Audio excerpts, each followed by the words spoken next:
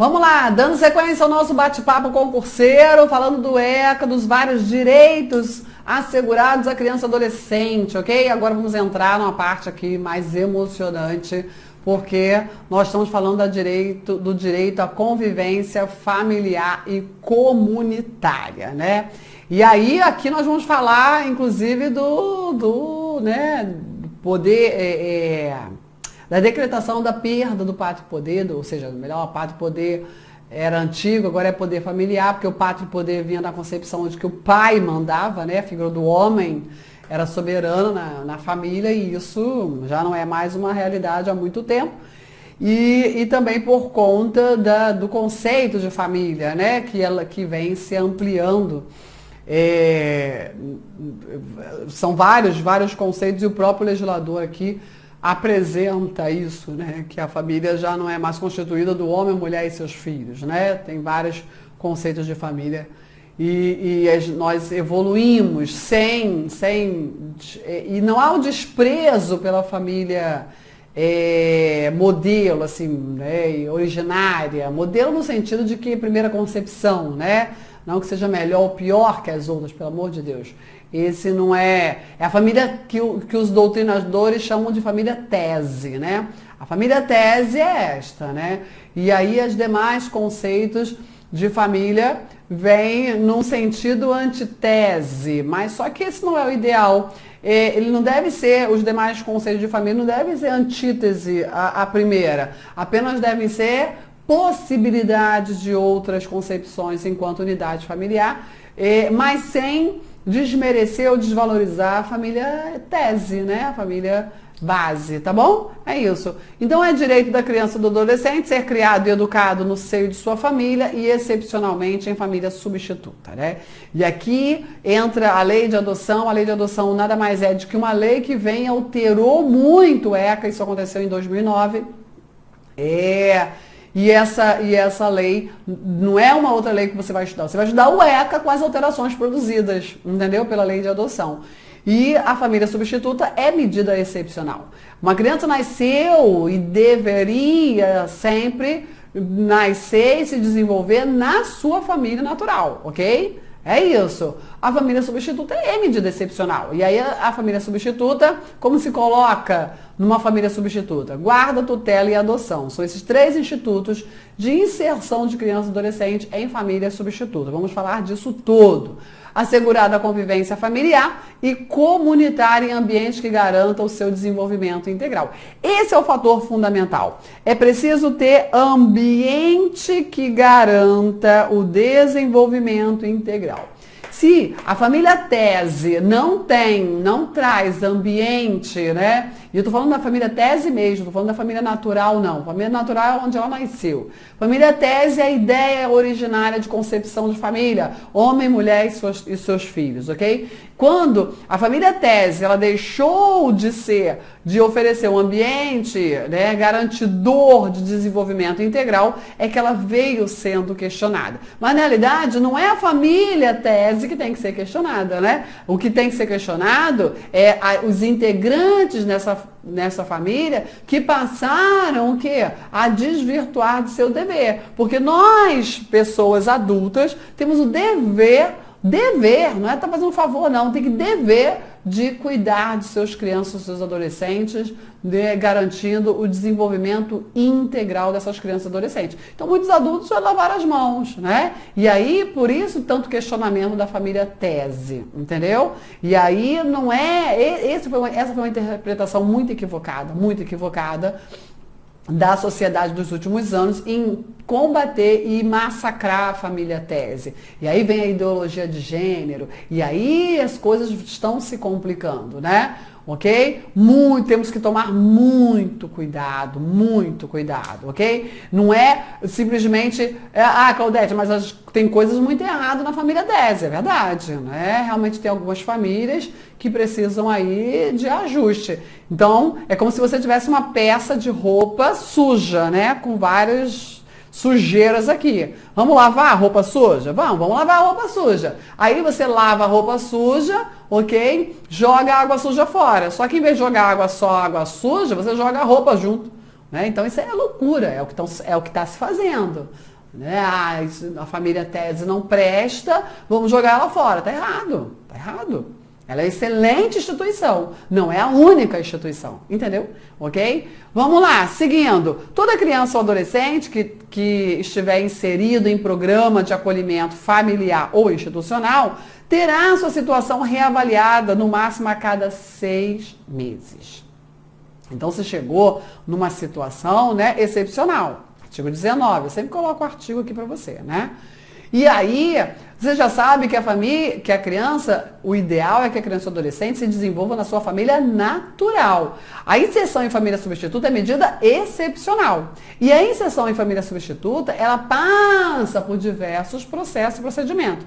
E uma das situações é afastar a proteção da criança. Tira essa criança e esse adolescente da sua família natural para protegê-la e vai inserir essa criança e esse adolescente em programa de acolhimento familiar, quando tem as chamadas famílias acolhedoras, não é com intuito de adoção, ou o acolhimento institucional, o antigo abrigo, né?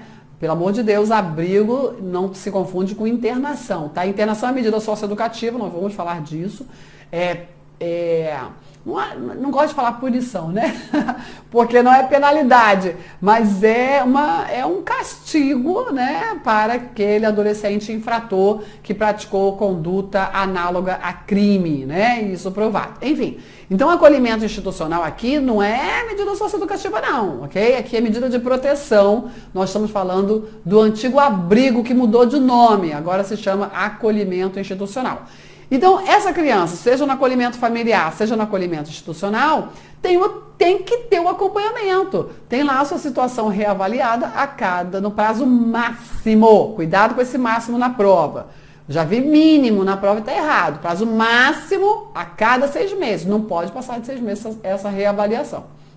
Devendo aí a autoridade judiciária competente, ou seja, o juiz, com base no relatório da equipe interdisciplinar ou multidisciplinar, decidir pela possibilidade de reintegração na sua família, né, natural, ou perceber que realmente não é o caso, determinar a colocação em família substituta nas modalidades de guarda, tutela ou adoção que aqui eu apresentei aqui no artigo 28, ok? Então é isso, a colocação em família substituta far-se-á mediante esses 3 institutos, guarda, tutela ou adoção, isso cai muito em prova, independentemente da situação jurídica da criança ou adolescente. A gente vai ver esses detalhes mais à frente, ok? A permanência da criança e do adolescente em programa de acolhimento institucional não se prolongará por mais de 2 anos, né? Porque assim, o acolhimento institucional, os antigos abrigos, orfanatos, né? É a institucionalização, né, da vida, né? Do afeto. E não é o local adequado por mais que tentem os administradores dessas entidades e os profissionais que ali atuam, existe uma limitação, né? Família é família, certo? Por isso que a institucionalização não deve ser longa, não pode passar de 2 anos, esse é o ideal. Aquilo que eu falo, na Caldete, eu conheço uns casos de criança que passam a vida inteira, eu também. Mas é o ideal? É que o ECA traz como regra? Não. É aquilo que eu falei para você. Quem dera que nós conseguíssemos cumprir a lei, né? A gente não cumpre. Salvo comprovada a necessidade que atenda seu superior interesse devidamente fundamentado pela autoridade judiciária. Não tem outro jeito. A manutenção ou reintegração de criança ou adolescente à sua família sempre terá preferência em relação a qualquer outra providência, caso em que será esta incluída em serviço de programa de proteção, apoio e promoção, ok? Ou seja, se tira a criança ou adolescente da sua família natural, para quê? Para proteger essa criança e esse adolescente. Ah, Claudete, para cuidar da criança e do adolescente? Não, muitas vezes tira para afastar simplesmente, mas para cuidar da família. Quem está precisando de cuidado, de orientação, de medidas, né, que devem ser aplicadas são os familiares. E aí o juiz impõe medidas aos pais, aos responsáveis, para tentar tratar daquela família. Entendeu? Nós vamos ver medidas aplicáveis aos pais ou responsáveis. Tem lá o rol. Será garantida a convivência da criança? E aí, claro, né? Se tira da criança, mas qual o objetivo? Arrancar essa criança da família natural simplesmente? Não. O objetivo é afasta para proteger, vamos cuidar da família e devolver essa criança e adolescente para uma família ajustada, devidamente tratada, trabalhada. Ajustada, esse é o termo melhor. Entendeu? Certo? Esse é o objetivo do ECA. E aí, será garantida a convivência da criança e adolescente com a mãe e com o pai, privado de liberdade, por meio de visitas periódicas promovidas aí pelo responsável ou nas hipóteses de acolhimento institucional pela entidade responsável. Aqui, quem está preso é o pai ou a mãe, ok? Olha lá, com o pai ou mãe privado de liberdade. Não estou falando do adolescente infrator internado não, viu? Cuidado com isso. É garantida. O contrário também existe. Nós vamos ver lá nas medidas socioeducativas. Aqui o pai ou a mãe estão presos. Ah, olha, Claudete, então se eles estão pai e mãe presos, porque não pode conviver com o filho que não é bom, não é boa gente pro filho. Pai e mãe é sempre pai e mãe. Entendeu? Às vezes o cara é um bandidão, mas é excelente pai. Sabia?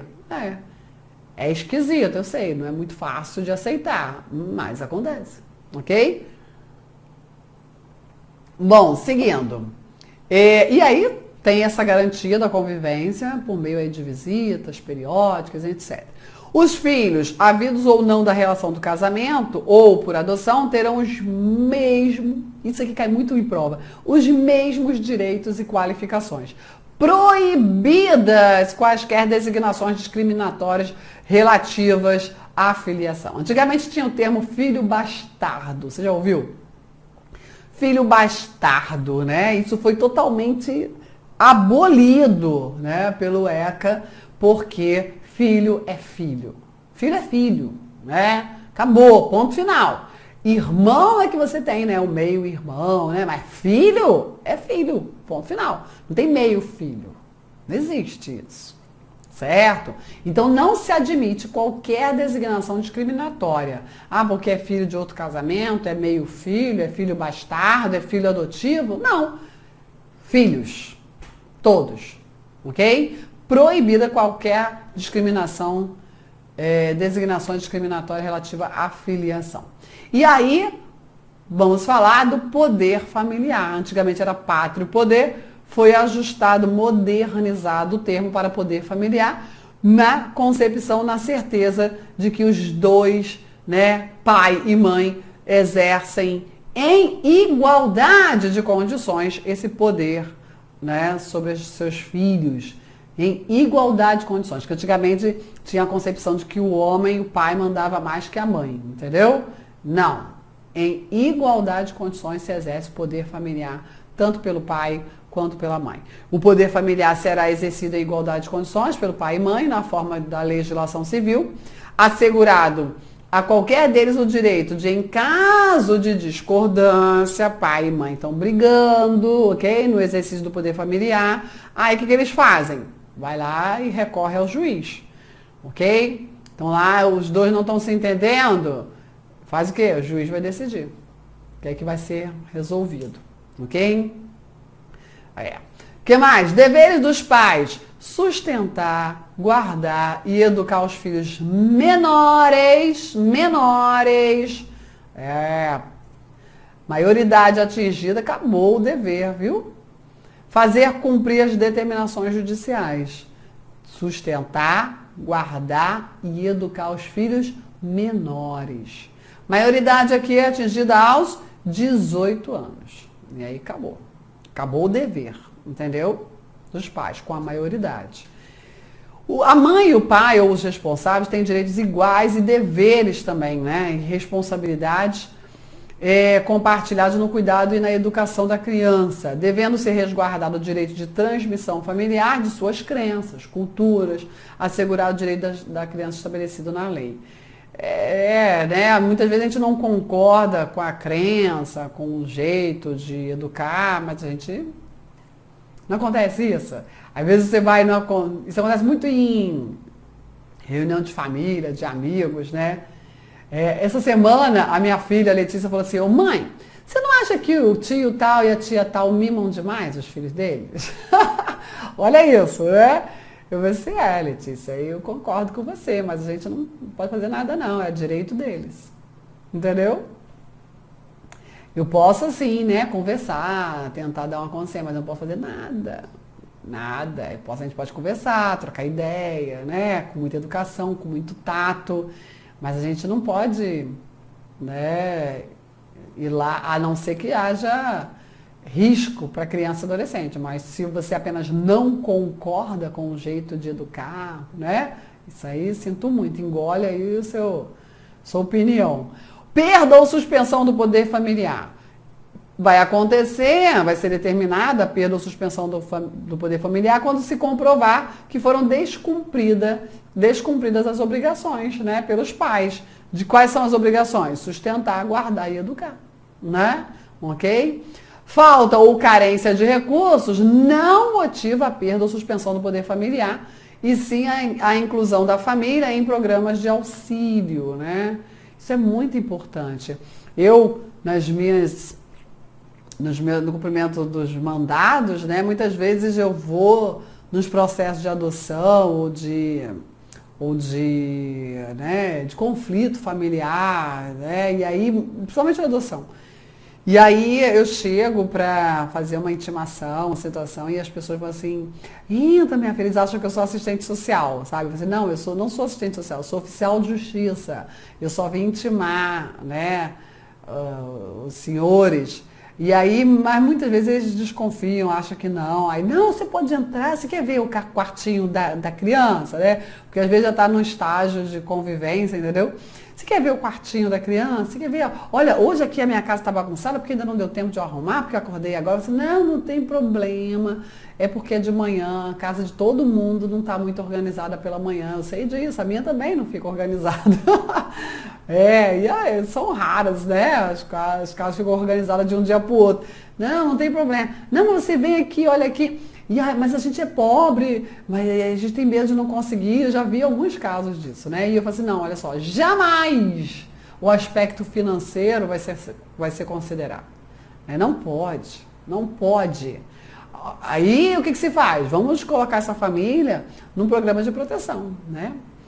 Programa de auxílio, para ela tentar aí um trabalho, uma qualificação, uma capacitação. Não existindo outro motivo que por si só autorize a decretação da medida de perda ou suspensão do poder familiar, a criança e adolescente será mantida em sua família de origem, a qual deverá obrigatoriamente ser incluída aí nos serviços e programas oficiais de proteção, apoio e promoção social, né? Se nós tivéssemos bons programas, muita coisa seria resolvida. E a condenação criminal do pai ou da mãe não implica também destituição do poder familiar, né? Salvo se a condenação foi por crime doloso, sujeito à reclusão contra o próprio filho ou filha. Né? E aí nem é qualquer crime, crime doloso, sujeito à reclusão. Aí vai sim implicar contra o próprio filho ou filha. Aí vai implicar na destituição do poder familiar, ok? A perda do poder familiar, certo? Que aí realmente é grave, né? Certo?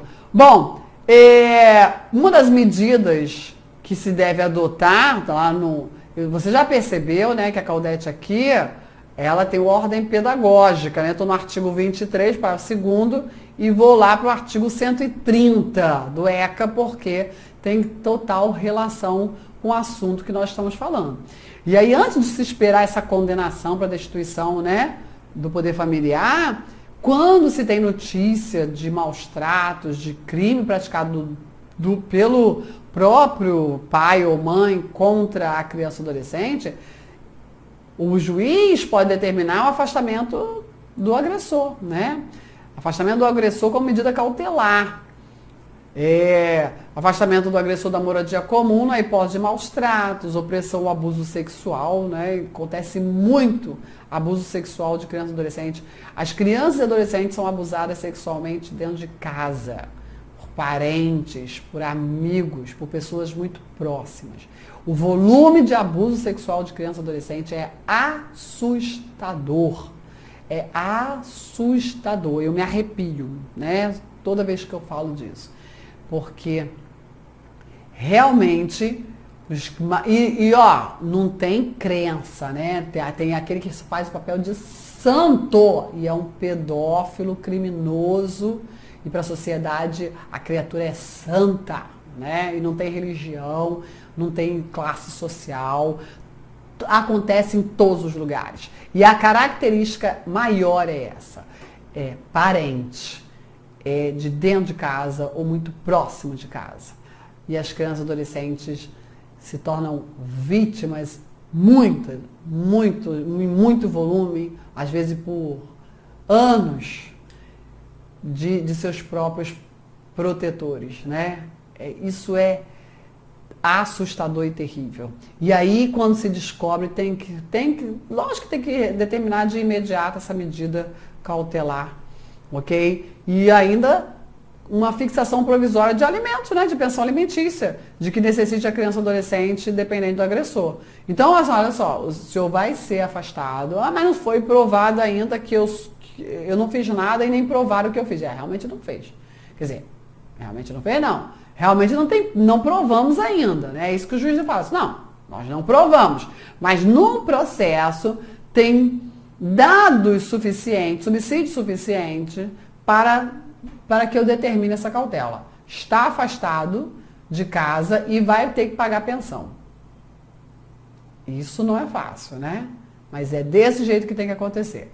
O juiz poderá ordenar, o CPP 88, que é mencionado aqui, exatamente o Código de Processo Civil, determina que o juiz poderá ordenar autorizar na pendência de ação principal antes de sua propositura o depósito de menores ou incapazes castigados imoderadamente por seus pais, tutores ou curadores, ou por ele induzidos à prática de atos contrários à lei. É combinar o ECA com o Código de Processo Civil, né? São medidas cautelares para a proteção da criança e adolescente que sofre aí maus tratos, abusos, etc.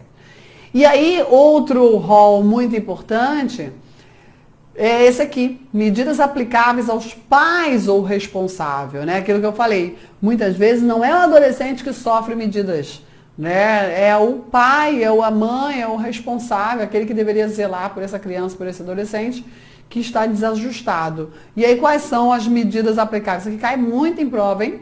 Medidas aplicáveis aos pais ou responsáveis.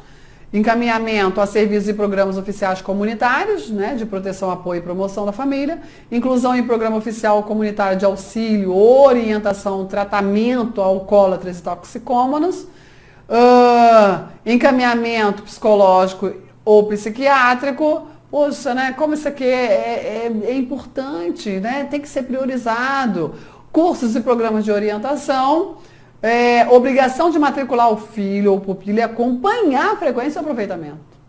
Nós, pais, temos que acompanhar a frequência e aproveitamento escolar, dever, e está como medida aplicável. Obrigação de caminhar a criança ou adolescente a tratamento especializado e também, né, a advertência. Ou seja, você percebe que não tem aqui castigo, né, para os pais. Não, é um apoio, uma ajuda mesmo. Até a advertência, claro, aquela, né, sacudida tem que ser dada. E um juiz, né, ele sabendo aplicar muito bem a advertência, ele resolve a vida de muitas famílias, sabia? O juiz de infância e juventude, ele é muito mais social do que judicial, né? Muito mais.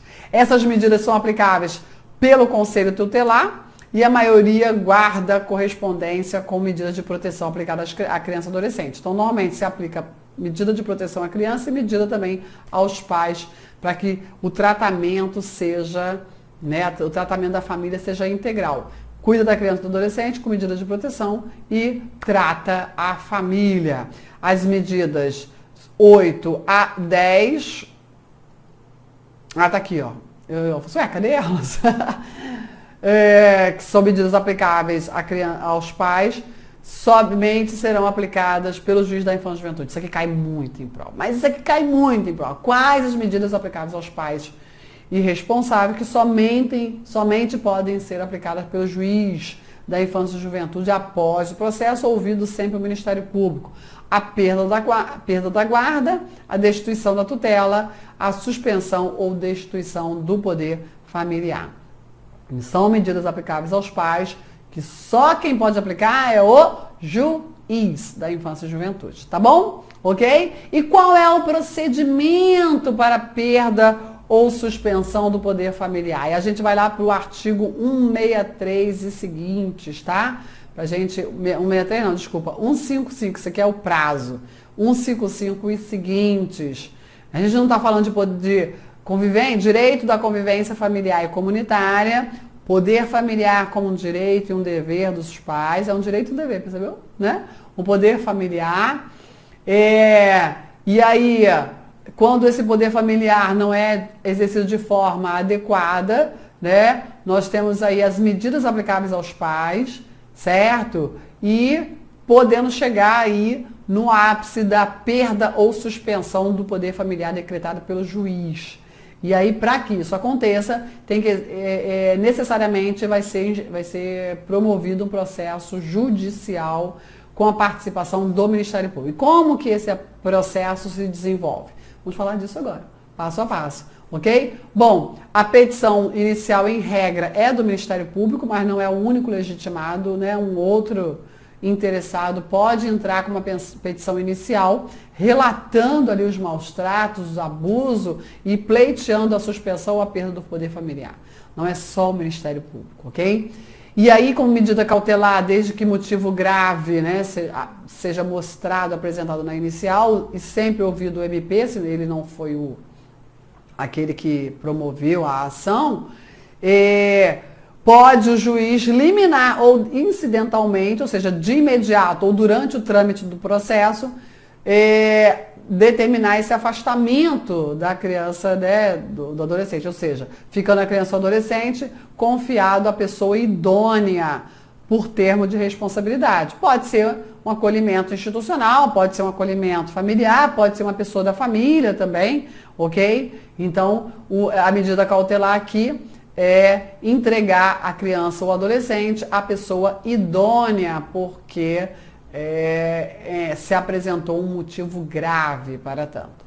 Bom, com ou sem medida cautelar determinada pelo juiz, se vai tentar realizar a citação pessoal, ok? Citação pessoal do pai ou do responsável que está sendo acusado de agressão. Já fiz várias vezes essa citação.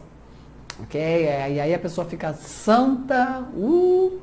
Citação será pessoal, a não ser que esgotou todos os meios, o oficial de justiça foi lá atrás, não conseguiu a citação pessoal, aí pode fazer a citação fictícia, ok? Tá bom? Editalícia, né?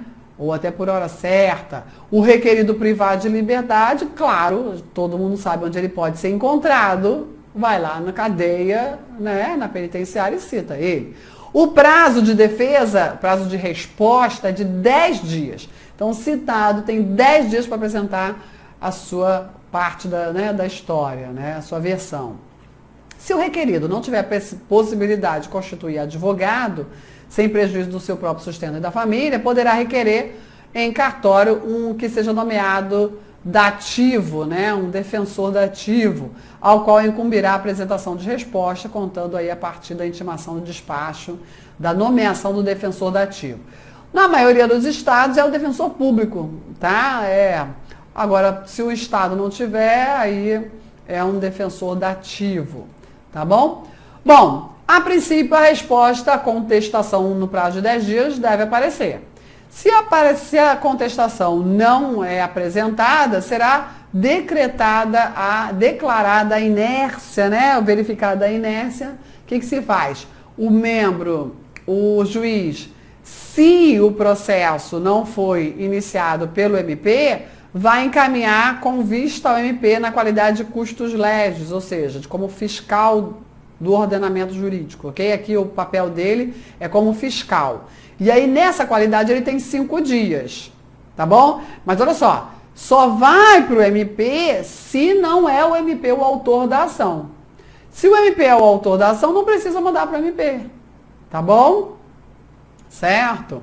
Bom, indo para o MP ou não, o juiz pode já que, né, houve a revelia, o que se faz? Ele julga antecipadamente, né, e ponto final. Ou ele vai determinar o estudo social, a oitiva de testemunha, ou seja, ele vai determinar a instrução processual.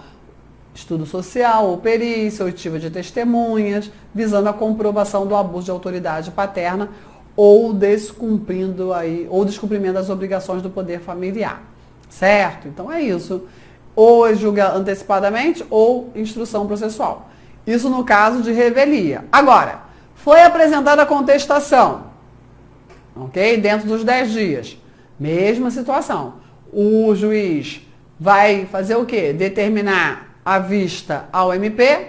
Vista ao MP quer dizer que está determinando que o cartório encaminhe o processo para o Ministério Público, para o promotor de justiça. Mais uma vez, custos leves, ou seja, só vai ser encaminhado para o MP se ele não é o autor da ação, se é outro legitimado, ok? Se o MP é o próprio autor da ação, não tem por que enviar para o Ministério Público, tá bom?